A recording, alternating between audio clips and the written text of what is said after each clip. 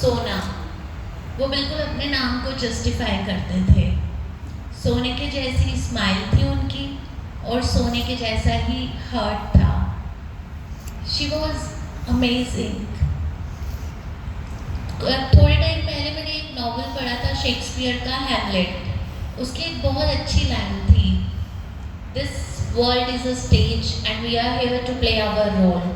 ये जिंदगी एक रंगमंच है और हम यहाँ पर अपना किरदार निभा रहे हैं। रीटा मम्मी की बात करें तो उन्होंने अपनी लाइफ के सारे किरदार उन्होंने बहुत बखूबी निभाए। She was epitome of love and affection. Manju और मोनू को उन्होंने एम्पल लव, पेशेंस, करेज और अफेक्शन के साथ बड़ा किया। उस दिन राजू मासी, रमेश मासी, राज मासी जब इनके साथ बैठी तो वो भी रिकॉल कर रहे थे that she was their strength. Being Elder sister हमेशा उनके साथ रहे। दीपू मामा तो रो ही पड़े जब उन्होंने बताया कि नानी जी के जाने पर उनको उतना दुख नहीं हुआ जो अब दुख हुआ। He said now he has lost his mother. हर रिश्ता बहुत अच्छे से निभाया।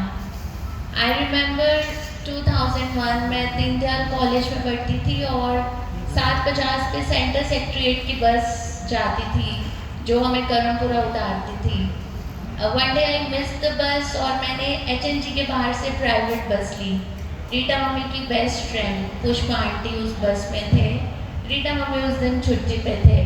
उन्होंने मुझे देखते ही पहचाना, रीटा की भतीजी। मैंने कहा हाँ जी। And the whole way till Karampura around 1 घंटा उनके मुंह पे बस यही था, रीटा ऐसे है, रीटा वैसे है, सबको मोटिवेट करती है, हमेशा हंसती है, कितनी करेजियस है। तो वो एक बहुत अच्छी फ्रेंड थे। अराउंड 1.5 साल हमारे अंकल के साथ ही उनका डायलिसिस चला अग्रसेन में।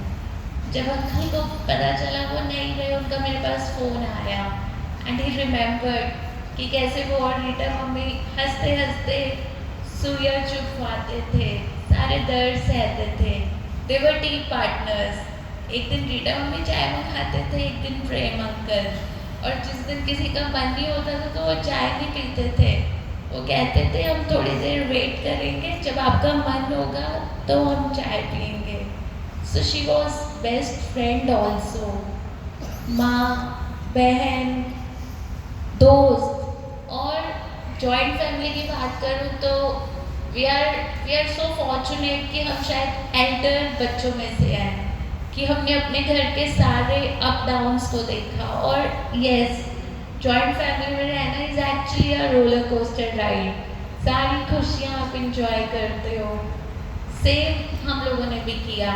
और लेडीज़ की बातें भी होती हैं, बट रीटा मम्मी, उनको कभी हमने शाउट करते हुए ही नहीं देखा। किसी से कोई बात होती वो स्माइल करके बस बात ख़त्म कर देते। और अब जब रीटा मम्मी की बात हो रही है और मैं श्याम चाचा को मेंशन ना करूँ तो वो जस्टिफाई नहीं होगा। बचपन शायद सभी की लाइफ का बेस्ट फेज होता है और मेरा बचपन भी बहुत बहुत अच्छा गया। Being Elder daughter of the family, सबसे ज़्यादा प्यार मुझे मिला पिताजी, हमारे दादाजी और श्याम चाचा से। श्याम चाचा, पिताजी हमारे लिए जलेबी, कूलर वाली कुल्फी लाते थे और श्याम चाचा वो मुझे बेस्ट टॉयज लेके देते थे। मेरे लाइफ की बेस्ट डॉल्स मुझे श्याम चाचा ने लेके दी। जब भी फर्स्ट आना, प्राइज मिलना, इतना अच्छा प्राइज स्कूल से नहीं मिलता था जितना अच्छा श्याम चाचा ला के देते थे। और शादी के बाद ये रिस्पॉन्सिबिलिटी आई रीटा मम्मी पे। बेस्ट गुड़िया, बेस्ट डॉल सब रीटा मम्मी ला के देते हैं। हमारी फैमिली की वो फर्स्ट लेडी थे जो दिल्ली शॉपिंग करने जाते थे। मोनू याद है, मोहिनी नेटवेयर से इतनी सुंदर उन्होंने हमें ड्रेस लेके दी थी, पिंक और वाइट कलर की, जो मैंने हंसी चाचा के सगन पे डाली और मेरी सारी फ्रेंड्स में धूम मच गई थी। कितनी सुंदर ड्रेस। और रीटा मम्मी को मेरी सारी फ्रेंड्स बुलाती थी मॉडर्न चाची, क्योंकि वही थी जो हमें दिल्ली लेके जाती थी शॉपिंग करने के लिए। तो बचपन की जो बेस्ट मेमोरीज है, Rita mummy is the part of that. हर मेमोरी, हर चीज़ उनसे जुड़ी थी। सारी खुशियाँ वो देना चाहते थे, मेरे को नहीं, हर बच्चे के साथ। She was the best cook. आप फरमाइश करो और वो डिश रेडी। फैंसी डिशेस, पाव भाजी, छोले भटूरे, सब उन्होंने तो इंट्रोड्यूस किए थे परिवार में। बाकी हम जब बच्चे उनकी डिशेस की तारीफ करते तो बाकी लेडीज़ कहती कितना तेल डालती है, कितना टमाटर डालती है। हम सारे बच्चे इकट्ठे बैठ के कहते बोलने तो खाना भी तो सबसे अच्छा रीटा मम्मी ही बनाती है। हर चीज़ उन्होंने बहुत अच्छे से किया। उनके बारे में थोड़ा और बताऊं तो उनका लाइफ हार्ड वर्किंग था। 22 की एज में she started working as a teacher in Vandana school.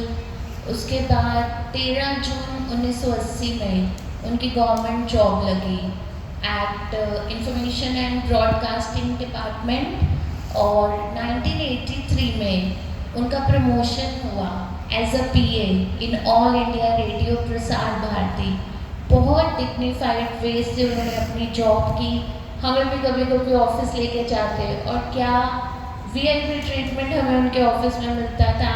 It was amazing. In 2017 because of health problem she had to take voluntary retirement. वो भी उसके बाद भी बहुत करेजियस रहे, क्योंकि मुझे भी एक ऑटो इम्यून प्रॉब्लम हो गई, तो बहुत फंक्शन हमने फैमिली के ऐसे अटेंड किए जब मैं और रीटा मम्मी बस हम टेबल पे बैठे होते थे, क्योंकि हम डांस नहीं कर सकते थे और भाग दौड़ नहीं कर सकते थे, बस एक दूसरे को कंसोल करते थे। तब भी आंखों में नमी और होठों पर मुस्कान लेके रीटा मम्मी यही कहते थे, मेरे बाबा जी सब संभाल लेंगे। She was a source of motivation for me also. मुझे भी मोटिवेट करते थे, ठीक हो जाएगी, ट्रीटमेंट आएगा। 29 जून इसी साल तानीदार जी के बर्थडे पे, क्योंकि 5-10 मिनट हमें मिलते थे, क्योंकि बाकी सब किचन में चले जाते थे, कोई सर्व कर रहा होता था, तो बोर्ड में हमेशा 5-10 मिनट के लिए होते थे अकेले।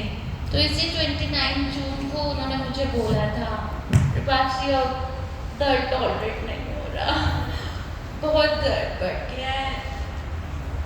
इसी 29 जून की बात है। और फिर मैंने उनको बोला था, you are a source of motivation for me, मुझे नहीं पता सहना पड़ेगा, but she was so courageous and it's actually a very big loss. तो अंत में इस प्रेयर मीट में मैं बस यही कहना चाहूँगी, रीटा मम्मी आप चले गए हो उस जहाँ में, मुमकिन नहीं वापस आना, हमें पता है वहाँ से। अगले जन्म में आप ढेरों खुशियाँ पाओ, अगले जन्म में आप ढेरों खुशियाँ पाओ, ना कोई गम का निशान हो, ना ही कोई दर्द का आंसू बहाओ। इसी प्रार्थना के साथ प्यारी रीटा मम्मी को भावभीनी श्रद्धांजलि हम सब की तरफ से। प्लीज प्रे कि उनको नया बर्थ इतना अच्छा मिले, कोई दर्द ना सहे और सारी खुशियाँ। We miss you, Rita Mama. We miss you. आँखों में कुछ